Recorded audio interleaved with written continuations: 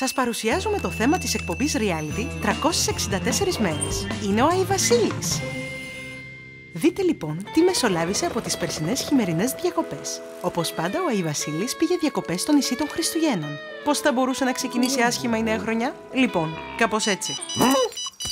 Είναι ο εκτελεστικός διευθυντής των Ξωτικών, που τηλεφωνεί από τη Λαπωνία.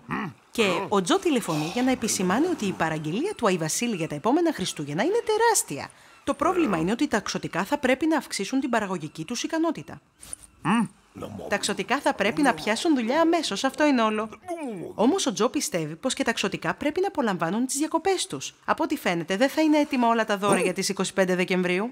Ευτυχώς υπάρχει η παλιά καλή σύμβαση. Εάν τα Ξωτικά δεν τηρήσουν την ημερομηνία παράδοσης, ο Άγιος Βασίλης θα αναθέσει την παραγγελία σε άλλον εργολάβο. Ο Τζο φωνάζει ότι αυτό αποτελεί αθέμητη παραβίαση της σύμβασης και απειλεί ότι θα τηλεφωνήσει στο δικηγόρο του. Αποτέλεσμα, ο Άγιος Βασίλης στέλνει στα αλήθεια το δικηγόρο του.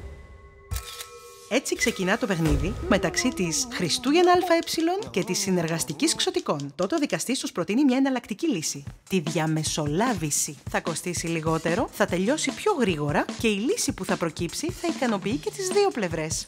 Σταθείτε όμως. Δεν χρειαζόμαστε διαμεσολαβητή για να πάμε σε διαμεσολάβηση. Για παράδειγμα, το ποντίκι που μιλάει. Το μόνο που απομένει είναι να βρουν ένα χώρο στον οποίο θα διεξαχθεί η διαμεσολάβηση. Ναι, ένα από τα πλεονεκτήματα της διαμεσολάβησης είναι η εμπιστευτικότητα. Για να γίνει πιο γρήγορη η παραγωγή, ο Τζο προτείνει να παράγουν πιο απλά δώρα. Είναι η σκέψη που μετρά, έτσι δεν είναι?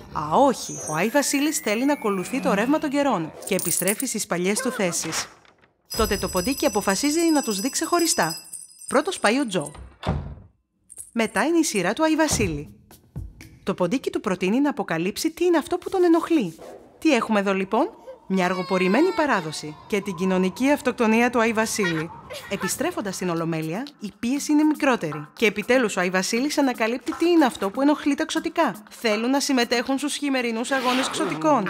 Ωραία, καλή και η κατανόηση, αλλά η λύση θα ήταν ακόμα καλύτερη. Λοιπόν, ο Άι Βασίλης θα δανείσει το ολκυθρό του στα Ξωτικά για να μπορέσουν να εξυγχρονίσουν το εργοστάσιό τους. Στο μεταξύ, ο Άι Βασίλης θα μπορούσε να απολαύσει μια θεραπεία σε ιαματικά λουτρά. Αυτό όμως απαιτεί ορισμένες νομικές διευθετήσεις. Τουλάχιστον οι δύο πλευρές σταμάτησαν να παραπονιούνται. Και το σημαντικότερο, τα Χριστούγεννα θα πραγματοποιηθούν. Αυτά χάσατε από την πραγματική ζωή του Άι Βασίλη σε 364 μέρες. Καλά μη Χριστούγεννα!